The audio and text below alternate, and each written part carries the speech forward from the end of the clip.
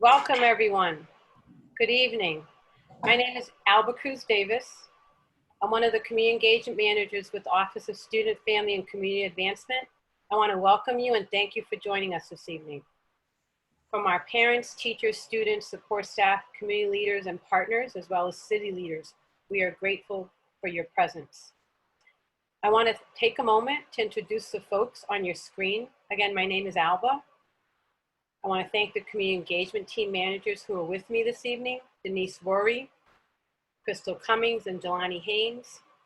I also want to acknowledge Monica Roberts, Chief of Student, Family, and Community Advancement, Tess Atkinson, Assistant Chief of Staff, Dr. Charles Granson, Chief Equity and Strategy Officer, and Corey Harris, Chief Accountability Officer. Finally, our Superintendent, Brenda Caselius, as well as any other district leader that has joined us tonight. Thank you.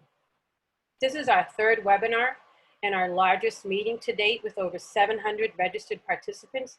So thank you for your engagement and your time. This is our 26th community meeting since June.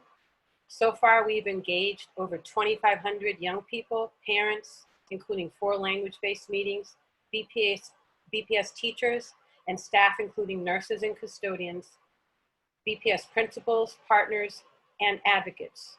We appreciate everyone's insightful recommendations, suggestions, and questions around the reopening of schools and your willingness to come to the table during these extremely difficult, stressful, and uncertain times.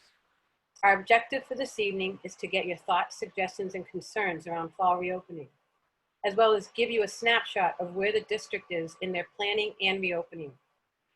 We will have a presentation from Dr. Brenda Caselius, followed by questions and answers. So welcome, Superintendent Dr. Brenda Caselius, and take it away. Thanks, especially thanks to the team for being on today and for all that you do for helping us get the word out and helping us adjust as we move forward to gather community input and ideas and suggestions and concerns. This is a really important time for us to have this opportunity to really look at reopening in the fall and get your ideas and your suggestions. I'll know some of the answers to some of your questions, but I'm certain I won't know all of them. We will have a rolling FAQ that will be available on our website, as well as recordings of these events, especially one that I did this past Saturday where we had, I think, almost 400 participants, where I went through a complete deck and that was very similar to the deck that we presented on Wednesday at school committee.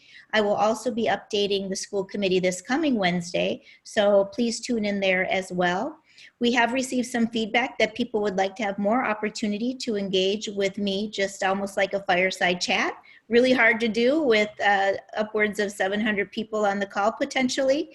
But we'll try to do our best to answer as many questions as we can. And I have shortened the deck to allow for a lot more time with all of you. So I won't go through all of the particulars, but I will give you very high level of where we're at with our planning and our draft planning right now, and what the steps we're taking in order to be ready for a fall reopening for our students. There are no easy solutions. It is very complex indeed, in order to make sure that we are ready and to make sure that those conditions are safe. And of course, it does continue to evolve given new guidance from the state that continues to be provided to all of the school districts in Massachusetts, as well as the evolving nature of the virus itself and the community spread. Right now, Boston is in a good place comparatively to the rest of the country and other cities. So we're not in the same level of concern at this point. But of course, we are watching that daily with the Boston Health Commission. Chief Martinez has been an incredibly great colleague to me, as well as the mayor and his entire cabinet around the issues that we will need to be sure to address as we plan for this reopening. So I'm going to go ahead and get started on the deck. Alba, if you can help me with that, and then I will take just a few minutes on that, and then we will move right into questions and concerns. Also, I don't know if the chat function is working for people to land their questions, but I'm sure as we get to the discussion piece, you and Jelani and Crystal and others will be sure to give directions on how to participate. Next slide. So one of the things we're trying to do is to create spaces where students are joyful, where they're supported, where they're learning both academically and their social emotional health and well-being is taken care of. This is a grounding principle for all that we are doing in Boston Public Schools because we know it is really important. We do not want sterile environments for our children when they come back. We want to be able to figure out how do we create joy for our children and really surround them with the love and care that they deserve and need, especially given the pandemic and the circumstances around that. And many of our students who have been typically underserved, disproportionately bearing a lot of the burden and impacts of the pandemic. Next slide. So some of the other values are really around safety, and that is our top value right now, is to ensure that our students, our staff, and our families are safe. All of this will really depend on all of us coming together and pulling together as a community to ensure that we are conforming to the protocols that we put in place for safety. Data and science is informing our decisions and all that we are doing, and we are following the public health guidance. Also, we are following our equity toolkit and ensuring that we are collecting the data. We are looking at the equity analysis around impacts and how we communicate and hold ourselves accountable to equity in all decisions that we are moving forward with. We also have done a lot of community engagement. I think this is our 24th meeting around community engagement, some of them in language specific groups as well. I haven't been able to attend all of those because I am just one person, but I'm trying to attend as many as I possibly can so that the community can ask me directly the questions. We also want to have a collaboration with our community, with our teachers, with our school leaders, and with their professionals. I met with the mental health professionals today, social workers and counselors and psychologists, and nurses previously have met with them as well. And so we just continue to include people and get voices and have people provide feedback. We have 11 working groups right now with our BTU members and teachers and school leaders as we really are looking and digging deeper into the academic planning around hybrid models and remote models as well. We also know that remote learning is not always easy. You know, as we pivoted this past spring, we have a lot to learn in this area. So we are trying to also work on the quality of that remote learning so that we can build upon some of the successes that we had this spring, but also fix some of our shortfalling that we had this past spring and make sure that teachers and our paraprofessionals and all of our support staff and school leaders have what they need in order to deliver on a high quality, excellent education for our students. And then how do we support our parents in helping us deliver that if we are in a remote learning situation, and account for all of the different staff abilities that we have. Next slide.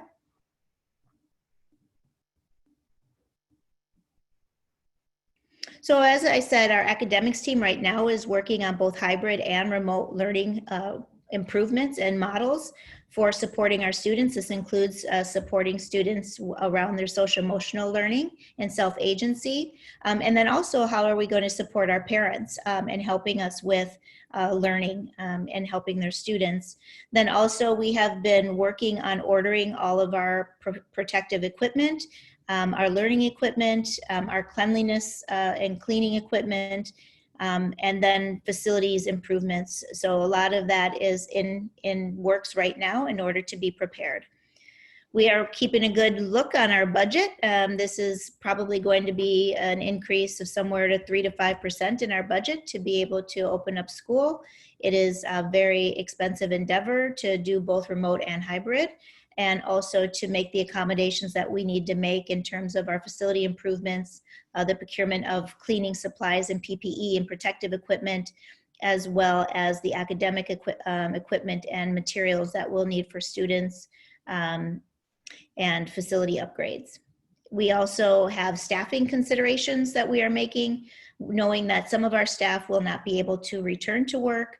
due to other personal matters or health matters for that. So we're keeping a close eye on that. We are working with our union partners closely to work out what our working conditions, and those discussions are now happening and ongoing. And then, you know, in terms of families and transportation, adhering to those rules around social distancing on the school bus, cleanliness on the school bus, and monitoring of the school bus in terms of having adults to make sure that students are staying within their assigned seat and adhering to keeping their masks on and hand washing. Parents will have the option to opt out of transportation if they want to, and parents will have the option to be all remote if they choose that option as well. Facilities, we are fixing all of our windows that need to be fixed so that we can have proper air ventilation. As many of you know, our buildings are older and we do not have HVAC systems in all of our buildings. Matter of fact, we have HVAC systems in less than 1/3 of our buildings. And so we have to have windows that open, and any spaces that do not have windows, we will not be able to use for classroom spaces. We are doing all of those walkthrough and analysis and have been doing those for the past couple of months. And all our custodians have been hard at work cleaning our schools and fixing up the necessary facility fixing that needs to happen, like our bathrooms, our windows, our doors, all of that. Sanitation supplies have been identified. We've costed those out. They are in the queue for ordering. Signage on walls, directional signage on floors, all being planned and operationalized. The NAACP conference and day of service is this weekend, and we have a lot of volunteers who are going to be in our school buildings this weekend to help us with our signage and some other service projects that we have planned. So I want to thank our partner with the NAACP on that. Also, this slide here just shares with you and shows that we are at a 6 feet protocol and guidance that we are using, not the 3 feet guidance. So we will be working from 6 feet. And so students will be 6 feet away from their teachers and also one another. Next slide. All right, so we are thinking about the online learning option for students, which means they'll be learning remotely. Some students will be doing that all the time. And then some might be doing a blended learning model where they might have some days in school and some days out of school. People have referred to this as a hybrid model, and AB days where you have students come for part of the week in Monday and Tuesday, and then they are remote Wednesday, Thursday, and Friday, and then you switch the groups. And you have the other group who go to school on Tuesdays and Thursdays and are in remote, Thursdays and Fridays, and they're remote on Monday, Tuesday, and Wednesday. And you notice no one's going to school on the Wednesday in that model, and that's when we would do some of our more sanitization and deeper cleaning. Next slide.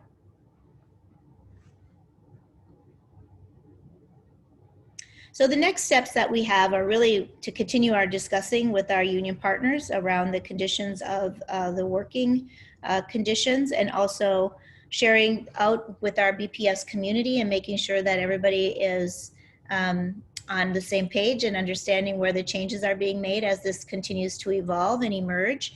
Also then continuing our equity analysis and working with our team around that and our equity roundtables. Also then getting the template out to our schools and having the schools then meet with their parent councils and their equity roundtables as they design their school-based plans with their teachers and their staff and their full community and parents and students. And then we are going to have to provide this plan to the State Department by August 10th and then have that reviewed by them. We are also monitoring our supply chains very closely and making sure that what we order is on its way in. We are continuing the facility enhancement with our windows, our doors, our bathrooms, our water, and having all of the signage and our entry and our exit ways. And then adjusting the plan as we get feedback from our community. And then we are also looking at the specific reopening plans for our schools and when teachers would be back. And then with our school leaders, what we are doing is they'll be working with their staff and communities. When they get back, we have a School Leader Institute the first week of August. And then they'll build their specific plans. They'll be marking their social distancing, they'll be developing their routines, they'll be working on the academic plans and food service specifics at their site, and any type of specific facility upgrades or changes that need to be made for their buildings as well. And then they'll submit those plans to us for approval, and then we'll make any adjustments we need to make for them. And so I think that's my last slide. And so I wanted to just briefly give you a really high level update so that I could spend most of this time with you and taking your questions. Oh, Alba, you're muted. Sorry. Okay. Thank you so much, Dr. Caselius, for the presentation. I'm sure that folks have many questions, concerns, and suggestions. We're aware that this is really difficult for everyone in terms of uncertainty. But before we begin our Q&A session, I'd like to explain and set some expectations for this portion of the agenda. We'd like to thank everyone who pre-submitted questions, recommendations, and concerns. We will address some of the pre-submitted questions during this Q&A. Others will be acknowledged in the FAQ document to be posted on the web, as Dr. Caselius pointed out. We'll be prioritizing raised hands. So if you would please use the raise hand feature in your Zoom at the bottom of your screen. We'd like to honor our commitment to equity and prioritize the voices of our most vulnerable populations during the Q&A. Once again, please use the raised hand feature at the bottom of your Zoom screen, and each raised hand will have a maximum of about 2 minutes for their questions or comments. So, Crystal, if you... Yeah, thank you, Alba. Thank you. Yes, as Alba mentioned, please just use the raised hand feature, and we will call in order. I will sprinkle in a few pre-submitted questions, again, focused on our most vulnerable populations. And let's try and keep one question or comment per person to give everyone an opportunity. So we have 31 hands raised already, and the first one is Liz Loya. Hi, Liz. You can unmute yourself and share. Hi, how are you? Thanks so much. I'm a Boston Public School teacher of 11 years, or 12 now. And I have 2 quick questions. One is, if we are in a hybrid model, it's my understanding right now that the classroom teacher would be in the building with their classes Monday, Tuesday, Thursday, Friday, with half your class and the other half is at home. That same teacher, let's just say it's me, I'm teaching 12 kids in the room, and then I'm teaching 12 kids on the computer at the same time, Monday, Tuesday. And then I see the kids that were on the computer Monday, Tuesday, in person Thursday, Friday. Those kids who were in person Monday, Tuesday, I'm also simultaneously teaching, correct? Is this correct? Do I have that? Is that correct, first of all? So I think that there will be many different models for hybrid, and we're working with our teachers to really figure out how that hybrid model works. Whether there'd be portions of the day that would be simultaneous and other portions that would not. I know if I was still teaching in middle school, if I was to do a group where I have a group, say I'm in group A and I have students who are right in front of me and I have students who are also on the computer, I would probably start the morning with a morning meeting, and I would have them all on the Zoom for the morning meeting, and we would all talk about it. And then I might move into my math lesson, which would then also still be on Zoom.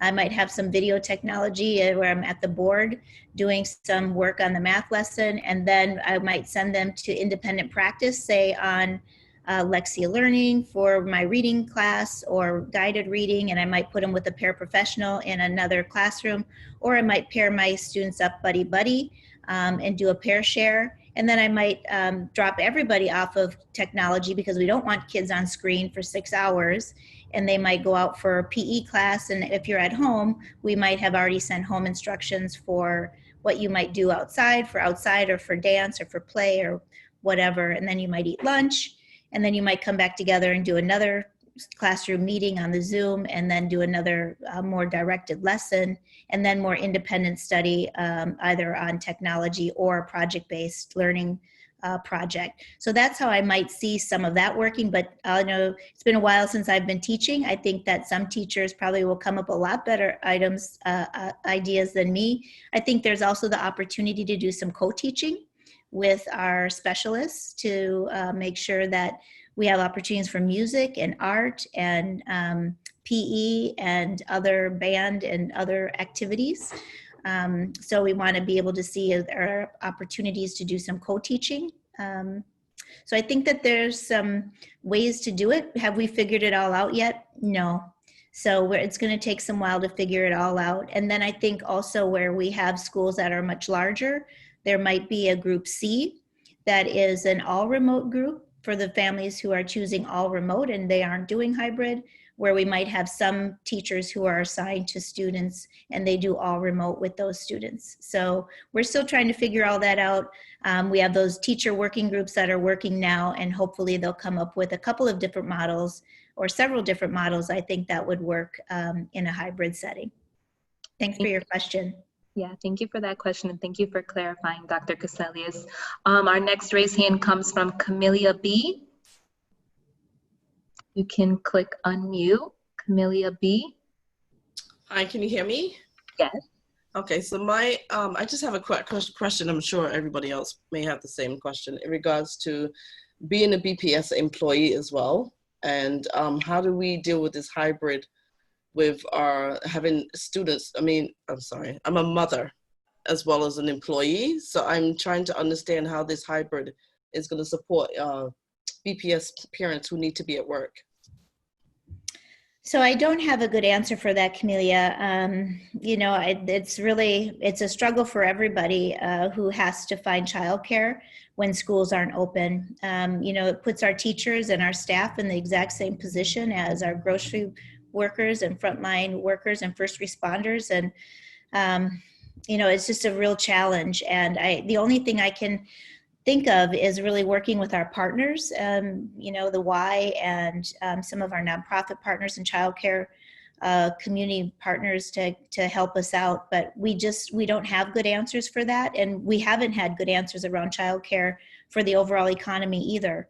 And all the workers who need schools open. And I really do wish we could open for 5 days a week. That's probably what everybody wishes, but right now the safety tells us that is just not possible, and we wouldn't be able to bus all of our students and get all of our students fitting at a socially distance of 6 feet. So we just know that that's not possible. So we're trying to take the next best step to get some of our students in school some of the time, if at all possible within the safety guidance. Thank you, Dr. Caselius. And I'll also mention that I did sort through the pre-submitted questions, and this concern has come up a lot. And you're right. I think using partners, leveraging partners in their spaces has been a suggestion, and we'll be sure to share some more suggestions with you. Our next raised hand comes from Teresa Pregeiser. Sorry if I'm mispronouncing. You can unmute yourself, Teresa. Hi. Yes, can you hear me? Yes.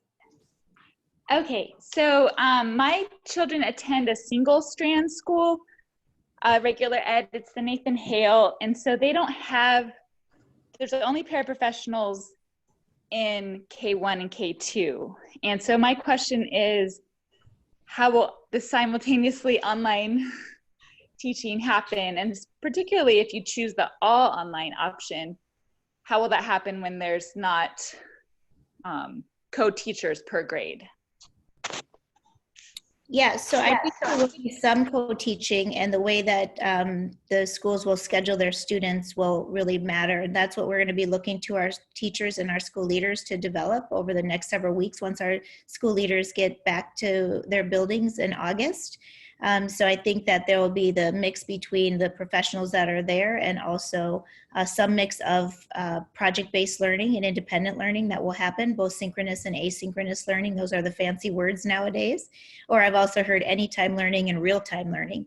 So that's exactly how I think that we will be able to move forward and have have our teachers and our principals work this out within the schedules. So again, we don't have all the answers to how that's going to work exactly, but keeping our fingers crossed that we'll have some answers from our teachers who are doing the working groups right now. Thank you. Our next raised hand comes from Igor Belagordowski. Igor, you can unmute yourself. Hi there. Hi. Hi. Really, two hopefully simple questions. So I'm new to BPS. My daughter got accepted to K0, and all the information, while wonderful, seems to be aimed at slightly older students. I'm wondering, first of all, if there's any kindergarten specific information, or if there's like a grade specific informational page I can go to see if there's anything there. And then my second, also hopefully simple question is there any sort of planned daily check-in or contact tracing or anything like that that BPS is looking at? I know with our daycare, they have a daily check-in where you answer that you haven't had symptoms and all that kind of stuff. Yeah, that's good. It's a very good question, Igor. Thank you for that. We will be counting on our parents to really help us with a daily check. So they will need to check in for their children, and then we're also counting on them not to send their sick children to school, but our nurses will have a strict protocol that they'll use to identify if students are not feeling well. And then we will also have a strict protocol for isolating students. And if students do have symptoms of being sick, we're asking parents to make sure that they are tested before they return to school. And so, you know, that's what we have for the protocol. We will have all of that published, and parents will know what it is when we have our parent meetings from the school. As for the K0 information in specific, we are still working with our early childhood team on the specific protocols for that age group and what we're going to need. We do think that we are going to have different types of PPE for them because they're littler. Littler kids require us to, you know, interact with them differently. And this is same for with our students with disabilities who maybe are medically fragile, or who students who have behavioral supports in place. We do know that there will be some times where the teachers might have to be closer than 6 feet for students in these high-risk categories. And so they will have a unique set of PPE, protective equipment for special situations, as well as our nurses will have specific protective equipment that's different than just wearing a mask. Thank you. Thank you for that question, and thank you, Dr. Caselius. I'll just chime in and say that having read through the pre-submitted questions, there are some other questions connected to this, so I'll share them now. There's a suggestion to have younger students go to school or be at school as much as possible, because middle school and high school students, some of them have more flexibility to work remotely.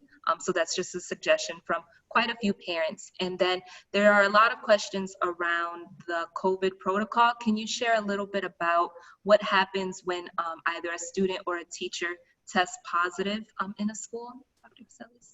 Well, there will be specific protocols that will be based in from our Boston Health Commission, and they will be providing that to us, and we'll give that to everybody. But there will be testing required and before people are returning. So we'll make sure all of that is published and public so that people know what our protocols are. Thank you. Our next raised hand comes from, let's see, 0TXFAT.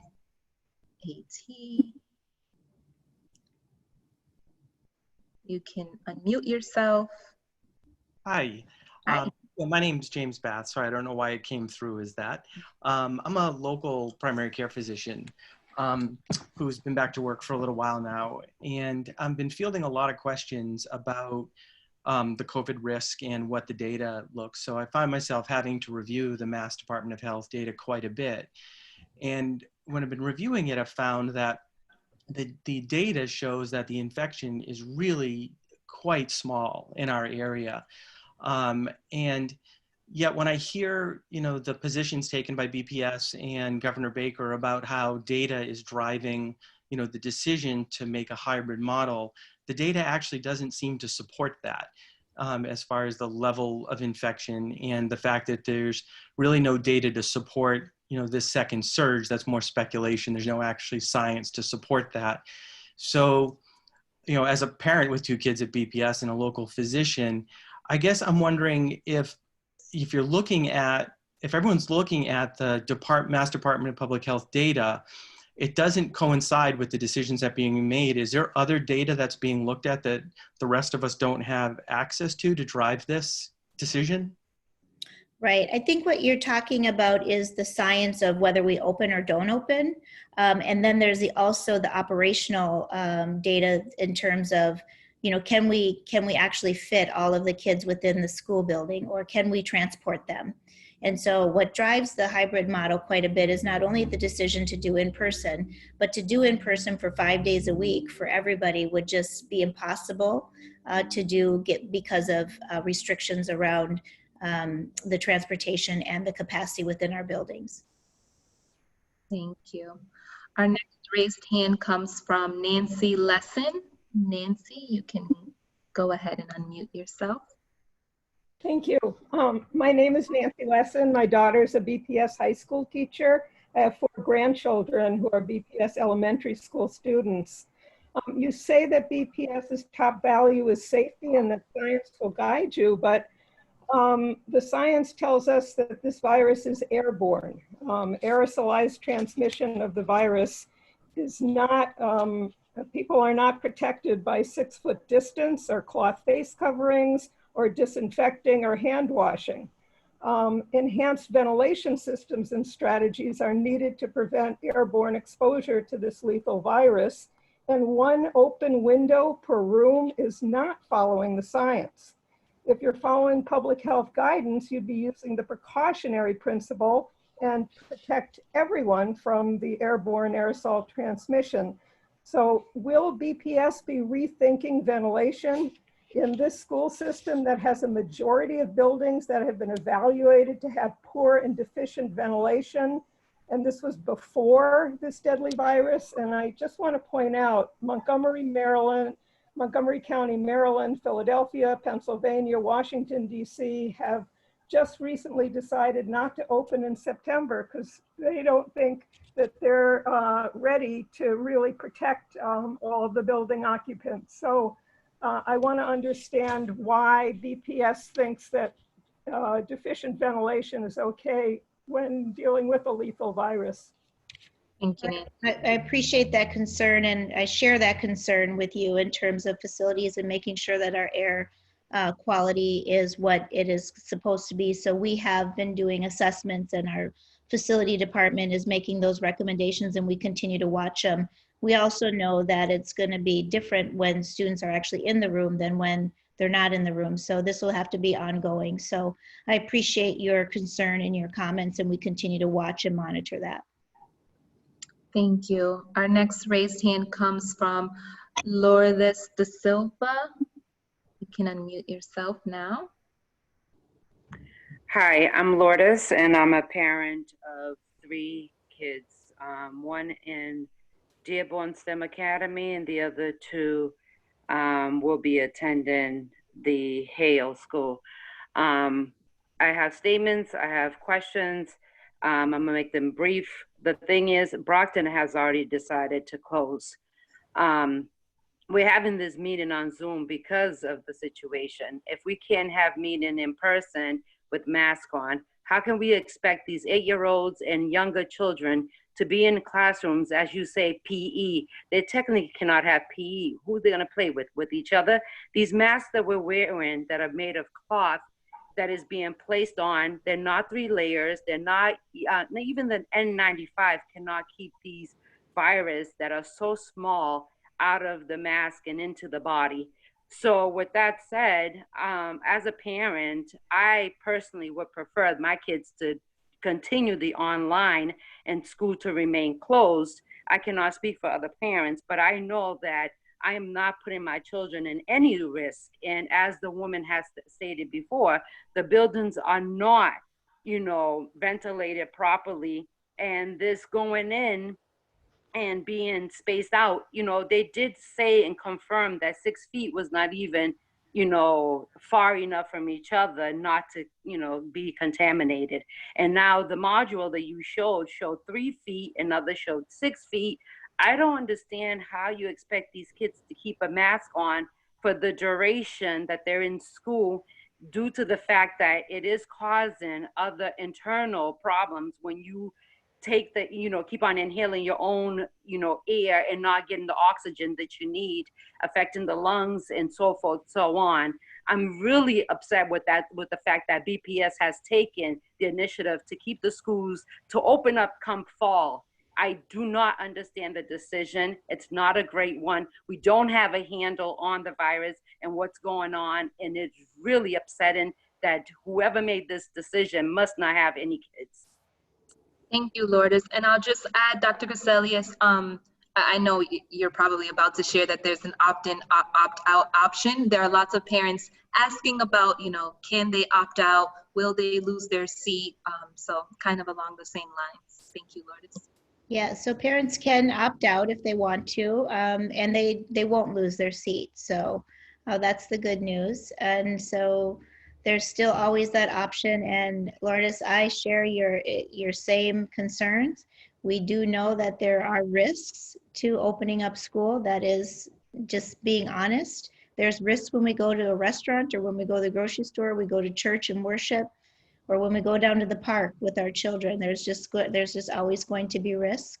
And so all we can do is continue to protect ourselves and balance these risks. And so we will continue to monitor the situation and allow parents to have those options available to them if they don't feel comfortable with the precautions we've put in place. Thank you. And I should also add, when looking at the pre-submitted questions, there were a lot of parents who kind of want to, who want the option to change their mind during the year. So that's just kind of an FYI. A lot of parents, are not sure or think they will change their mind throughout the year. So they just kind of want that flexibility. Our next raised hand comes from Jay Seward. You may unmute yourself now. Jay Seward. Hi, thank you. I am a parent of a K-2 child at BPS, and I'm a 2nd grade teacher in another district. So I actually had that question. If BPS is in a hybrid model and we choose to start remotely with our children, can we later move into the hybrid model? That was my question, exactly. Yeah, I mean, we want to have all children back to school as much as we can. I think that the difficulty will come if we are over capacity with the social distancing and space availability. So it might be a timing issue for when that decision is made for them to return. And so, because we would just have to make sure that we had adequate staff and the adequate capacity with the social distancing in terms of the size of the school and the enrollment at the school. Thank you. Our next question comes from Emily Tyler. Emily, you can go ahead and unmute yourself. Hi, I am a BPS teacher. I teach 2nd grade, and I also have 2 BPS students of my own. I have one going into K1 and also a rising 1st grader. So I have 2 questions. I think about, the description of what hybrid learning would look like, and I think Dr. Caselius about how you said there will be joy in learning, and I know that's been an important part of what you want to bring to BPS schools. But when I think about for young children, which is my experience both as a teacher and a parent, K1 kids who new to a school can't have their parents walk them into the classroom because of concerns of that many adults, and teachers not being able to hug kids. 2nd graders are very, very physical. They want that hug and that touch, and having to tell them like, no, you can't come near me. Teachers having to be the mask police all day. Put your mask back on. Don't touch her mask. Stay away from them. I don't see the joy in that. So I guess one of my questions is, how are you envisioning there still being joy for young children for whom this will be very scary? To not be able to see their teachers' faces, to have to stay away, to have this, constant hand washing and sanitizing will be frightening for them. Especially in our buildings, my children attend a school building which does not have air conditioning. So I don't see a lot of joy in them sitting in a classroom when it's still quite hot in September with a mask on all day, with just a couple of open windows to cool them. My second question is, I was just wondering if you consider doing walkthroughs like some districts are doing, of having staff sit through in BPS central office, sit through what you expect children to do all day, and kind of related, how many people from central office would be willing to put themselves, their children, or their grandchildren actually in the classroom in our BPS buildings, as you're asking us to do with our children. So, you know, in addition to all the issues with the, you know, teaching both at one time, teachers have been, we have as teachers have been tech support during this time, have been what's my password again, what's my email support by phone all the time, which obviously we can't do if we're simultaneously teaching in person. So there's a lot of smaller concerns, but my two biggest questions are kind of, how in the world do we have a joyful experience with kids in the classroom during this pandemic, and who in central office is willing to kind of have their kids also be the guinea pigs along with our kids? Thank you, Emily. I can't answer the second one for central office staff and their children, but I do know that I plan on spending a lot of time in schools if I can possibly do it without contaminating them, right? I would have to look at what kind of PPE I have, because it will be, you know, I can't go from one school to another school to another school and just keep, you know, visiting schools, obviously. So I will do whatever I can to make sure that I can experience what the teachers are experiencing and empathize with them. As for joy, I think if I were still teaching, it would be a lot of singing and dancing and movement in the spaces that we have. When we have to wash hands, there would probably be a song around washing hands. There would be a song about lining up. There would be a song for, you know, going when we go outside, and I try to spend as much time outside as I possibly can. And I'm from Minnesota, so I'll do it in the winter as well. So I just think, you know, just trying to find those types of activities and movement for the children, and infusing the arts and musical instruments, and just doing all that I can. I have shared with the teachers that I'm not expecting perfection, but just to try to make it work for our children. A lot of our children are not having much joy right now at home. They miss their peers, and they miss their teachers and the other support staff with them. And so, you know, it's a tough decision, and it's a tough balance, reopening of school. So we'll do our best, take our next best step, and try to make sure that our teachers are prepared and sharing best practices around joy as much as we can. Thank you. Next, we have Myra Brown. Myra, you can go ahead and unmute yourself. Myra Brown. Hello, can you hear me? Hi, it's Mira Brown. I'm a 12 or 13-year teacher in the BPS, teacher at high school, and I also have a daughter who just finished 14 years in the BPS. And I have 4 quick things to say. One is, in addition to opening windows, each of our rooms that has windows also needs to have working window shades. It's going to be really hot if we're actually in the buildings at the beginning of September, and having a working shade that can reduce the amount of sunlight coming in is makes a difference of 10 or 15 degrees in a classroom. And I just think about how hot it is to wear a mask. And if we can moderate the temperature somewhat with the shades, that'd be really good. And I know that if you had teacher input about this rather than just walkthroughs, little details like the shades that could make a huge difference would probably be getting onto your list that might not be otherwise. You know, the more brains that we have on a situation, the smarter the solutions will be. So I'm a little alarmed about the idea that all these walkthroughs are happening without teacher input. And then also, you said when in response to that first question that you and you're working on this with our teachers on how to do the hybrid model. Well, I haven't been asked about this, and nobody at my school that I'm aware of, and I'm in contact with a lot of my fellow teachers, has been asked about this. And I'm really, I know that we've filled out some surveys, but there's been really no opportunity that I'm aware of for teacher discussion. And when all the different meetings that were listed, this is a general public meeting, but there weren't meetings listed for teachers. There was ones for different other constituencies. And I just think that you have a lot of wisdom and very detailed, specific information about our buildings and our students that you're missing. Third, I want to say that it sounds like with this possibility of some teachers doing all remote, there's going to have to be a lot of last minute changing of schedules. And at the high school level, at least, that sounds like it could very easily mean teachers having to teach subjects that are different than the ones we were told that we would teach in June, you know, for which I've put in dozens of hours already this summer preparing my curriculum and lessons, thinking about remote teaching and in-person teaching. And I understand that it's emergency and that the necessity of the special circumstances, but there's a reason that the BTU contract says that teachers have to be told in June what they'll be teaching the next year, because it takes a lot of work to prepare to teach a class well, and teachers do that work over the summer. Thank you, Mira. I want to give Dr. Caselius an opportunity to answer the questions. I also just want to be respectful of how many questions. We have 87 hands up, so I think let's give her an opportunity to answer some of the questions that you've shared already. Go ahead, Dr. Caselius. Well, thanks, Mira. Thank you very much for your questions. I wanted to just say shades is a good idea. That's a new one to me. I did walk all of the buildings, and I noticed some of the larger windows. So I'll put that on the list of things to look into. Also, in terms of the walkthroughs, we were looking at blueprints, and we were looking at the size and the condition of the facilities for those walkthroughs, more of like an early assessment. But there will be walkthroughs that the school principal will do with the school teams when they come back in August. Of course, during the summer, everyone's been on break, and so we can't require teachers to come during that time. But I know that school leaders are already working with some teachers voluntarily to get planning in place, and then also to do those walkthroughs as soon as August comes and principals return back to their buildings.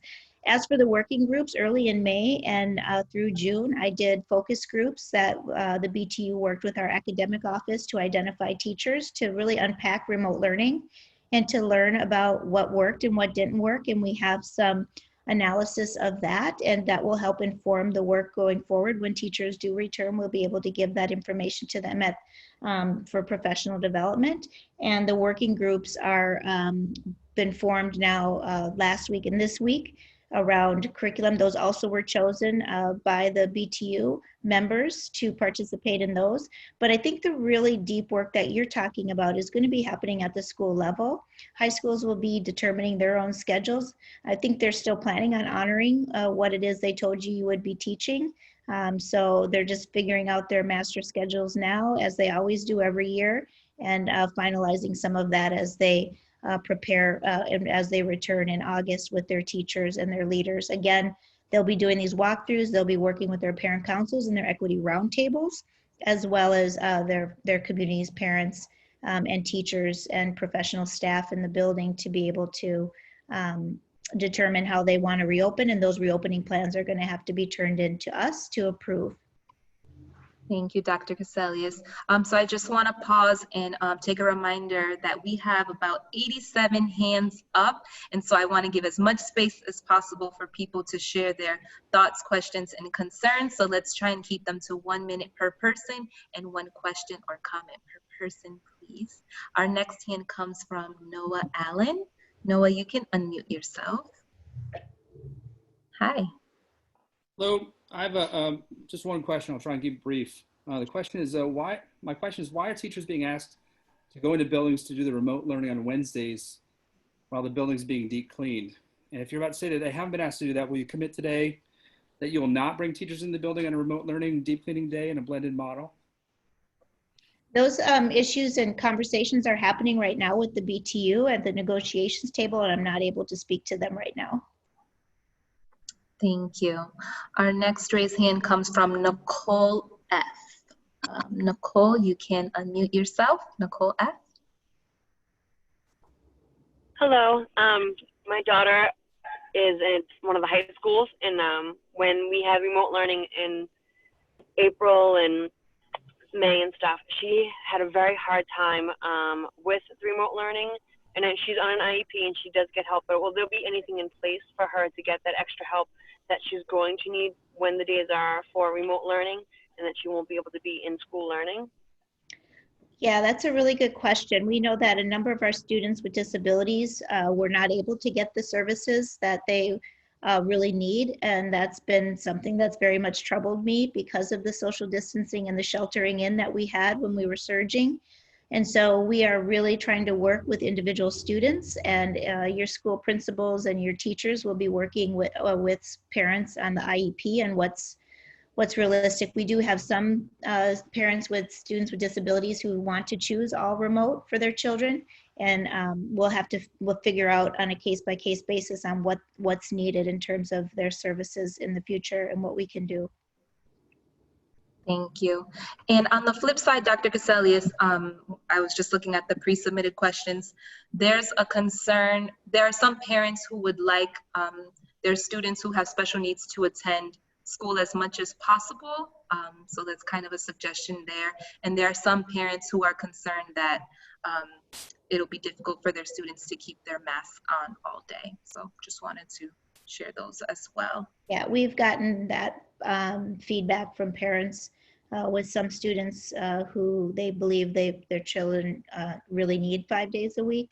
And so we are going to be working through the IEP process for that, to decide for parents what we can do. Thank you. Our next raised hand comes from Judy Vreeland. Judy, you can go ahead and unmute yourself. Thank you. Can you hear me? Yes. Okay, great. I'm actually Emily Tyler's mother, but I'm also, who had a question earlier, I'm also a retired school leader, and I have an advanced degree in mental health. So one comment I will quickly add to what she had to say, which is that I believe that your plan is not only not going to be joyful for those very young children, I think it's really potentially traumatizing. And I will leave it at that. But my question is around safety, because I have to admit it was painful for me to hear you talk rather cavalierly about risks. Well, of course there are risks. We know there are risks when you go to the supermarket. We know there are risks when you go to the playground, because the risks you're talking about are risks that include risks to the health and lives of my daughter and my grandchildren. So I'd really like to know very specifically how you define safety. Thank you, Judy. So I did not mean to be cavalier, so I apologize if it sounded that way. That was not my intent. I just was merely stating that there are risks to all of our safety right now with this virus out in the public.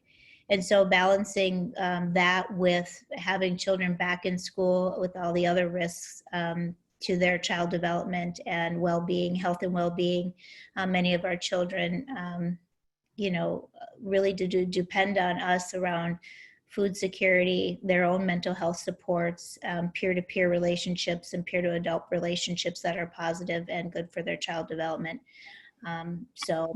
And in terms of the risks and the amount of risk in terms of science, I'm not the one who decides that. I really do work with the Boston Health Commission, Chief Martinez, and what they tell me. I am not a scientist. I'm not a pediatrician. I really am being advised by scientists and pediatricians and health professionals. Thank you.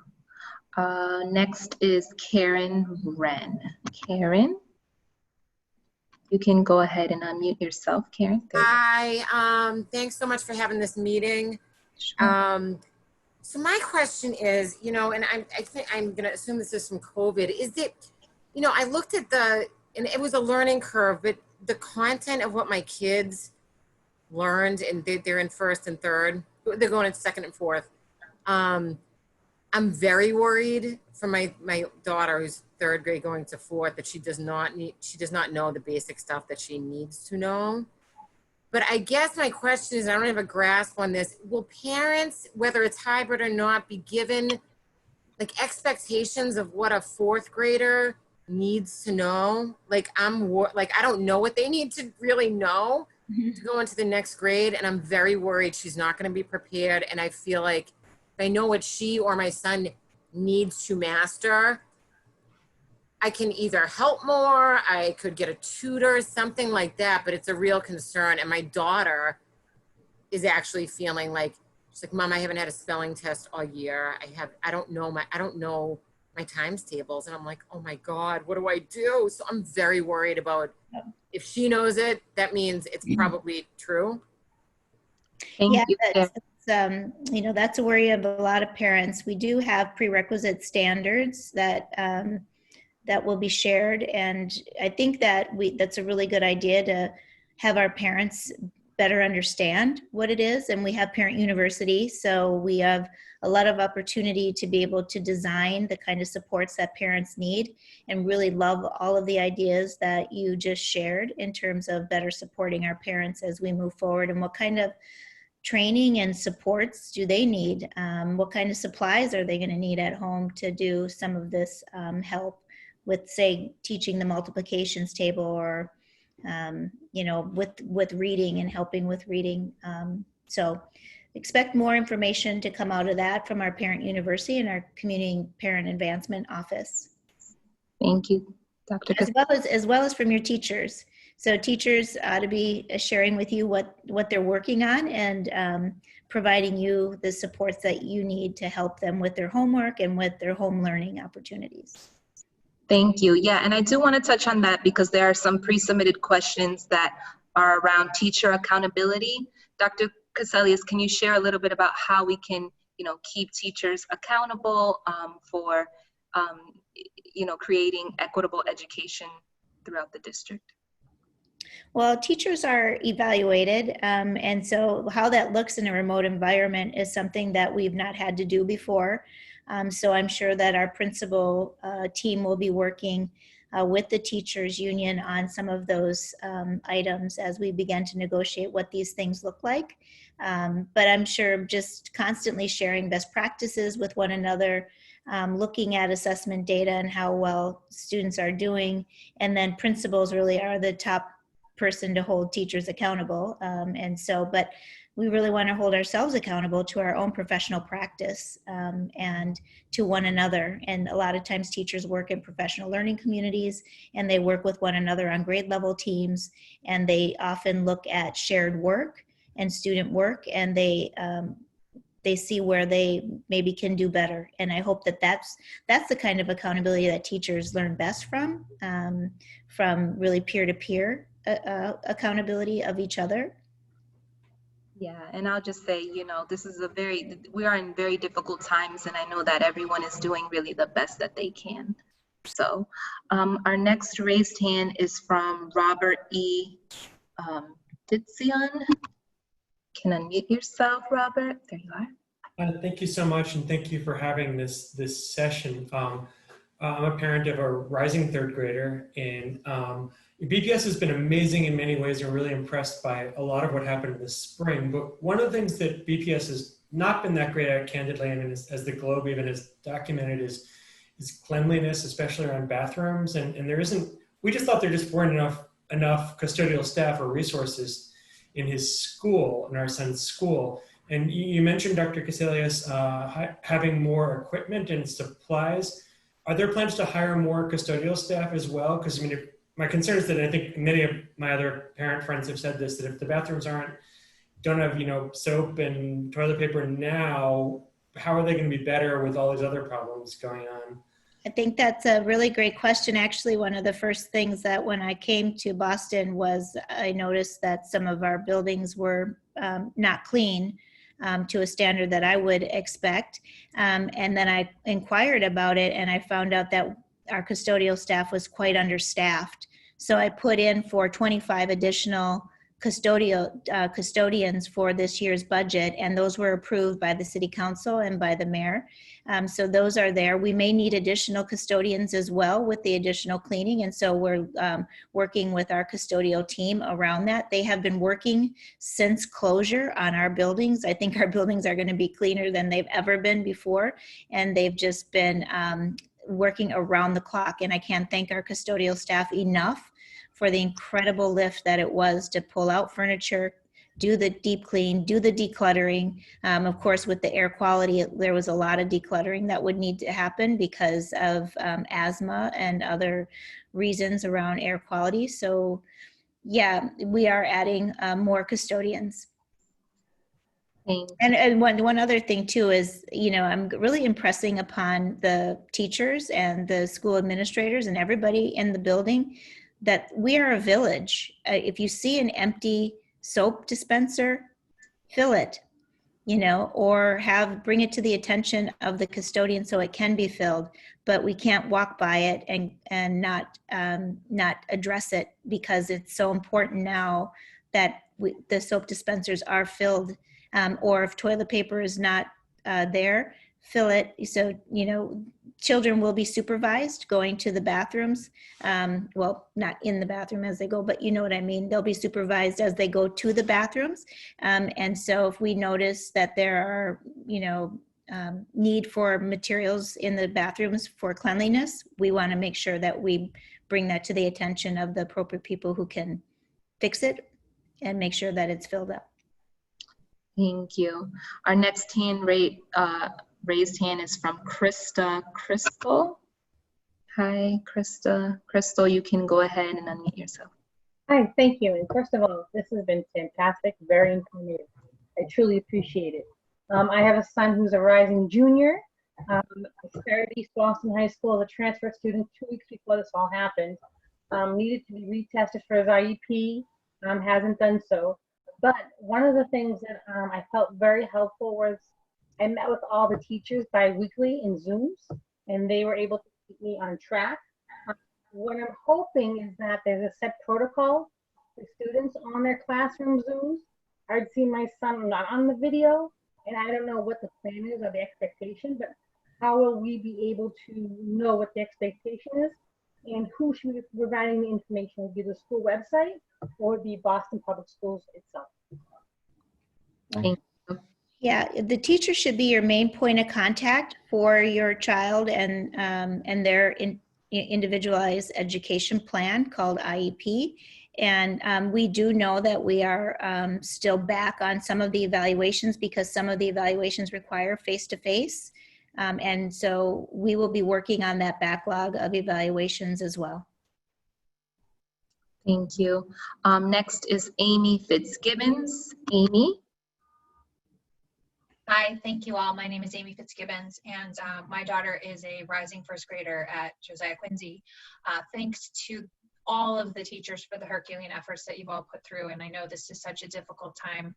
I appreciate all of the information we've received so far, and I was looking through the timeline, and I was curious, based on the conversation we've had here today, that parents are being asked to provide their options for what they prefer for their children in early August, but it seems like there's also still a lot of decision making that's happening at that same time. And so how are we reconciling when decision making is occurring or preferences, how that's going to work for parents versus when decisions are made about the operationalization of programs, such that we'll know what does hybrid look like and what does that really mean? Because I honestly would have to say, coming into this meeting, I wouldn't have expected that hybrid would mean simultaneous learning for in-person and remote. I would have thought those were separate teachers and separate classrooms, for example.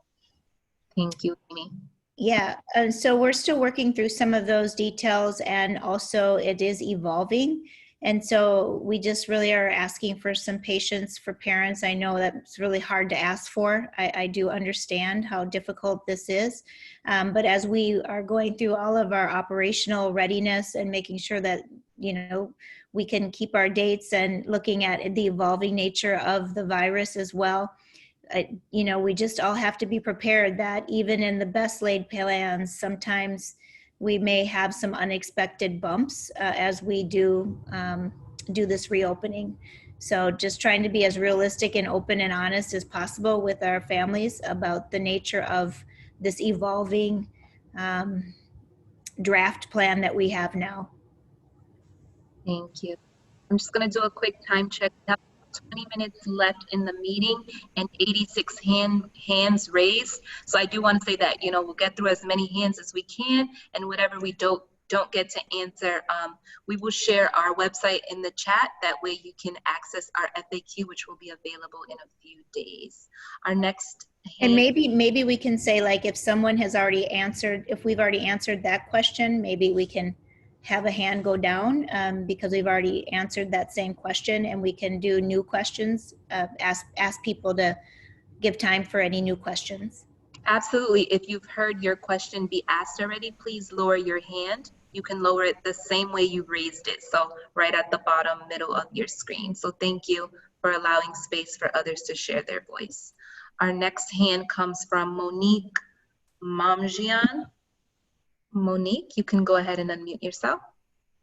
Hi, thank you for hosting this meeting. I'm a new parent to the BPS system, and my bigger questions have already been discussed, but I had a question about the cleaning of the schools. If Wednesday is a deep clean for the Thursday and Friday school switch, does that mean that there is a deep clean on the weekend for the Monday and Tuesday group? Yes, so they'll be cleaning on Wednesdays and on the weekends, but there's also ongoing cleaning all day long. So that is a huge piece of the protocol, and we'll make sure that that's put up about what does it mean when you are sanitizing, what does it mean when you're doing cleaning, or high touch areas. So make sure that we make that people understand what it means and how Wednesday is different than, say, a Tuesday or an evening clean versus a weekend clean. Thank you. Next is Damali. Damali, you can go ahead and unmute yourself. Yes, thank you. Thank you so much for having this meetings again. And thank you, parents and teachers, for speaking up. I appreciate it because my mom is a teacher and she takes care of my 4-year-old. I am a new parent to Boston Public Schools. However, I'm not new to Boston Public Schools because I once was an elementary school kid. So one of my questions, I actually have a suggestion because my mom is a para. She does have her credentials. And some of these parents who do have credentials that can be a teacher, I would suggest that if you do stay with the hybrid and you just don't go remotely, I mean, if you don't go remotely at all, or whatever it may be, that the teachers that are already teaching have them in class, and then the paras, if they have the credentials, I don't know if you can do something to have them do remotely. Because me and my mom are going to be the one that's going to be going back and forth in doing these remote, because I'm not sending my daughter to school, period. We're going to be going through it remotely, and she's going to be in school, and my daughter's going to be in school, and my mom's going to have my daughter, so it's going to be kind of, what's the word? It's going to intertwine. So, and I just don't want my mom to get stressed out, and I can just see it happening already. We're both going to lose our minds. Thank you, Damali. Yes, and especially thank you to all of our teachers and all of our parents. It's hard work, and we're all going through a lot. So yeah, and I do think our paras are going to play a very critical role. I started my career as a paraprofessional, and so I have a lot of respect for the role that they play in the classroom and ensuring that students get what they need. So I think that they will definitely be really important piece. I do want to go back to the previous speaker because I do think I forgot to talk about the survey. And the survey it's closed now, and we are going to be moving toward a different survey in the future, one where we do ask you to make a really clear decision, and that will be identifiable so that we'll know how many students are coming, what parents are choosing, how many are opting out of transportation, how many are opting out of the hybrid model. And so that is to come in the next couple of weeks here. Thank you, Dr. Casalius. Crystal, just before we go further, can we just name the next 3 or so people know when they're coming up in the queue? So we have Meredith, Jadine, and then Robin. So first we have Meredith. Thank you. So Meredith Mukay, you can go ahead and unmute yourself. Yeah, hi. Thanks for having this platform for us to ask our questions. My one question is, both of my daughters will be starting school next year, K0 and first grade. Is there any priority to having both of our daughters or preferences to have siblings in school at the same time to give some balance, work-life balance to our parents? That has been a request of parents, and it's one that we are considering right now. Of course, it matters in terms of choice of school and whether there's space for the children to be together. And so it would be on a case-by-case basis. I don't know, Monica, if you want to add any more to that. Nope. Okay. All right, next is Jadine Suhu. You can go ahead and unmute yourself. So it's Jadine, then Robin Fabiano, then Brittany. Hi, how are you? Thank you for having this meeting. I know that you mentioned it's on the parents to take temperatures and follow if the children feel like they have symptoms and not send them to school. So that would mean there's no testing for COVID-19 on the students. Will there be regular testing on the school staff? You know, I'm not certain. I don't think so, because the HEPA rules and the rules around staff having to share their health data with us. But we may make it available to staff if they want to. We are still having that as a consideration. So there's more to come on that one. Thank you. Next is Robin Fabiano. Hi. My son is starting K2 next year, and I have a couple logistical questions. My first question is whether or not the K students will be coming back at September 16th as well as everyone else, or if they have to wait another week as typical practice that the K students come a week later than everyone else to school, which would put them in September 23rd or something like that.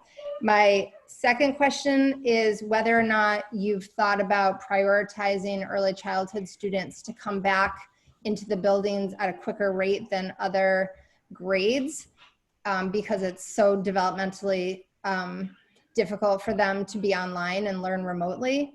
Or are you going to also look at certain schools, and if certain schools are able to meet the threshold, will they be able to go back, or does the district have to wait for every single school to be ready before you're going to release a school to, expect a school to come back full time?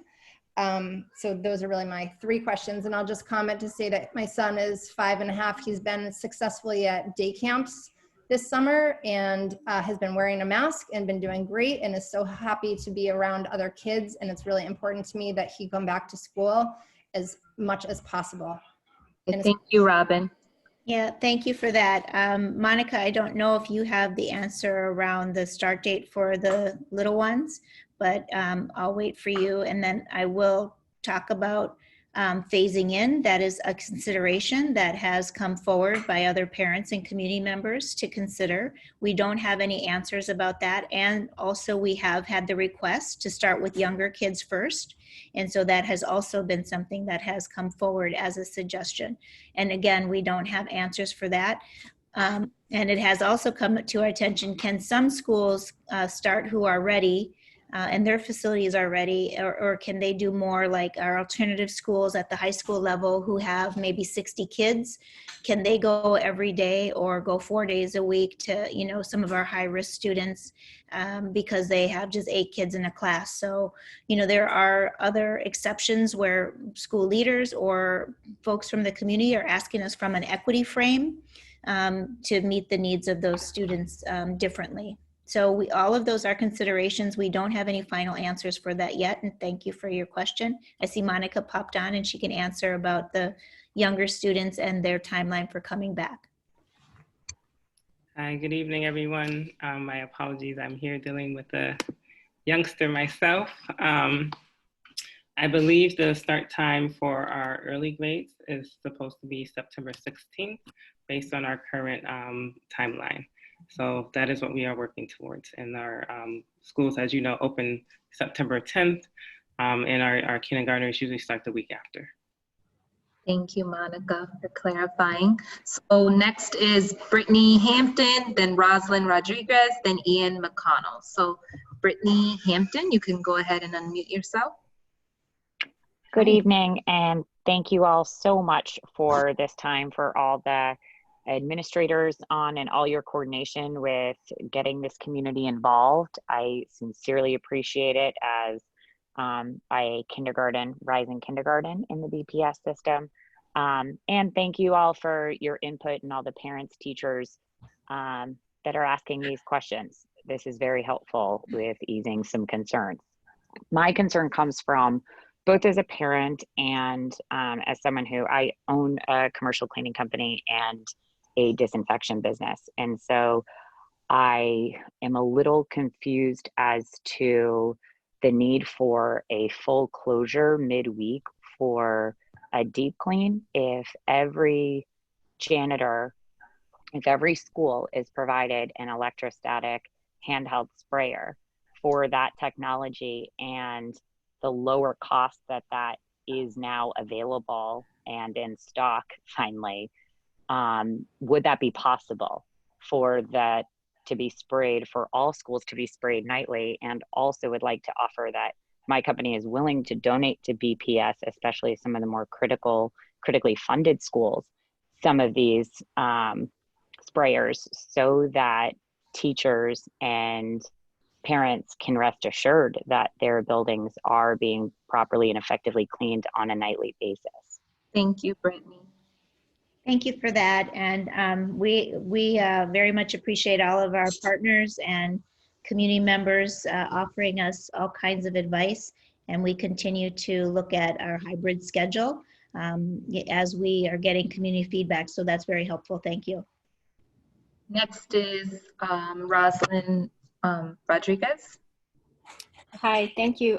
So I'm Rosaline and I'm a parent to 3 BPS children in grades K1 and 2nd grade. I'm also a BPS teacher who stocks my classroom with hand sanitizer, paper towels, sanitary napkins, and many other supplies, as do many of my colleagues. So we understand it does take a village. I need to get a comment in and a question. I've been to several of these meetings. This is my one shot. So I agree we have to balance the risks, and thank you, Dr. Caselius, for clarifying what you meant. I get to decide if I go to church. I get to decide if I go to the park. I don't get to decide if I go back to my classroom. And that subsequently puts my husband and my children at risk. So I just wanted to acknowledge that. My question is a quick one. So I teach middle school students, and many of our 7th and 8th graders take the MBTA to get to and from school. So I'm concerned about their exposure, especially since we know we're going to get an influx of college students coming from all over the country. So will our students have an option to take the yellow school bus? Thank you. Thank you, Rosalind. Thank you, Rosalind, for your questions and comments. We are right now planning for all of our secondary school students to be on the MBTA like they normally are, and they would be taking the precautions for the MBTA, I think, and we're working with them on that. As for the other question about your own personal safety, I have very much concern for our staff and their safety and their return to school. I know that staff will have the option to not come. And so, you know, I know that that is a consequence to you or your personal situation if you chose that. So I do understand and recognize that as well. So there's just no good answer for that question.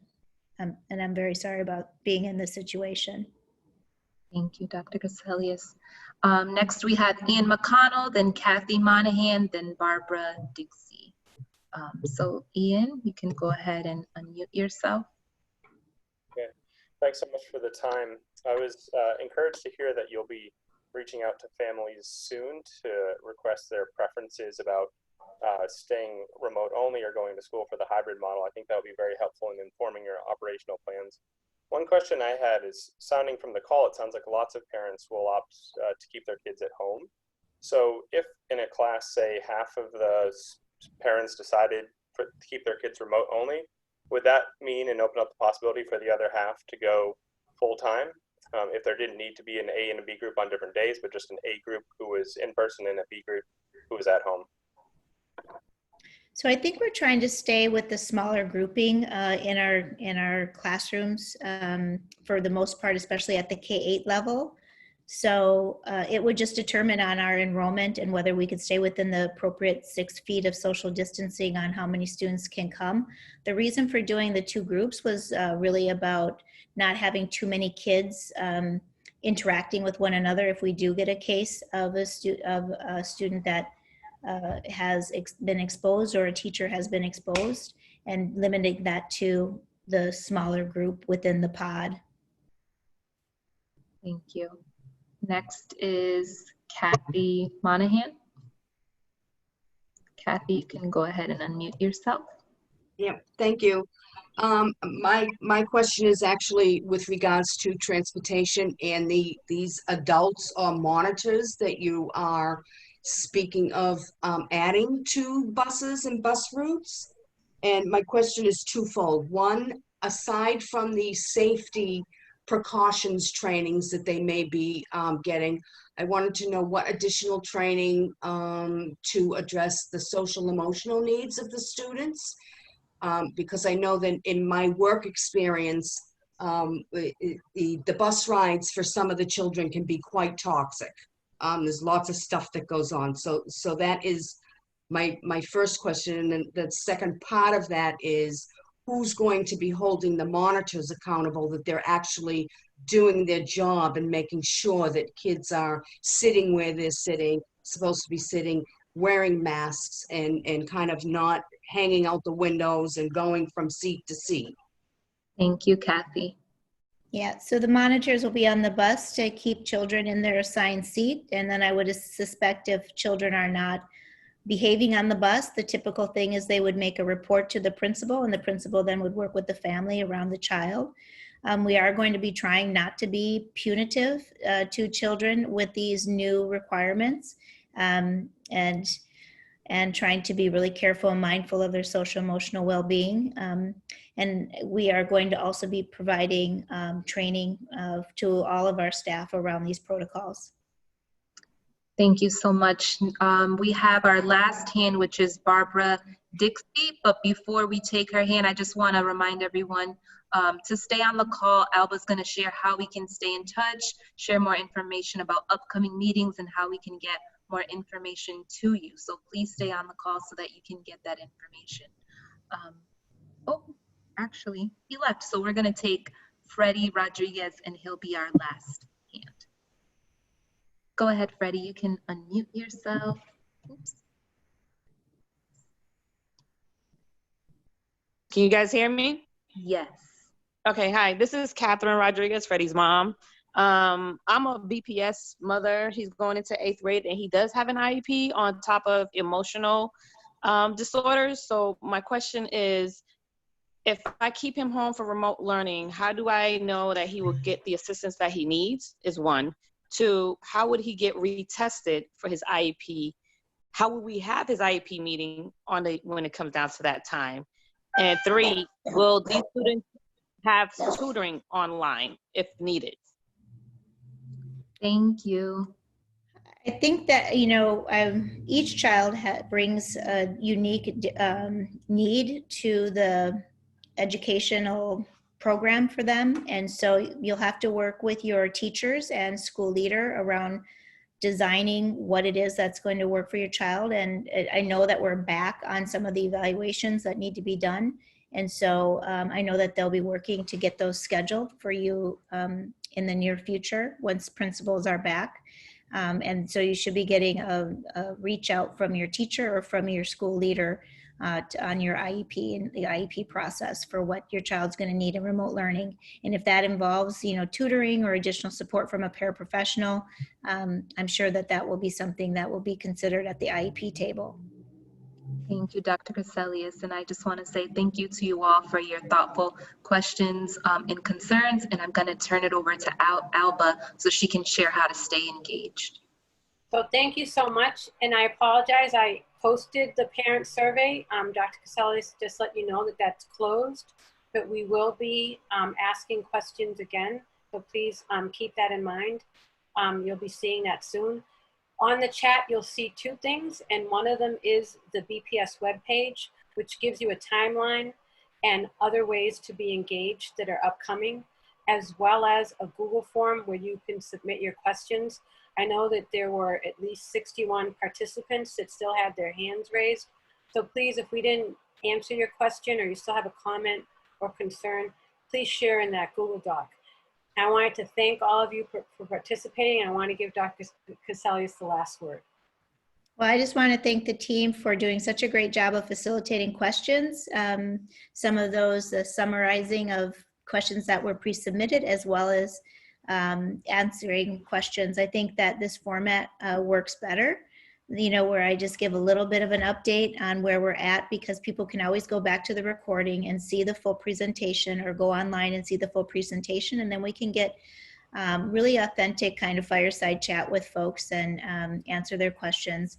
I'm sorry that I don't have all of the answers. I wish I did. I'm sorry that we're in this situation with the pandemic. It is very, very challenging and very complex as we move forward. So staying engaged is really, really important. Please come to another community meeting.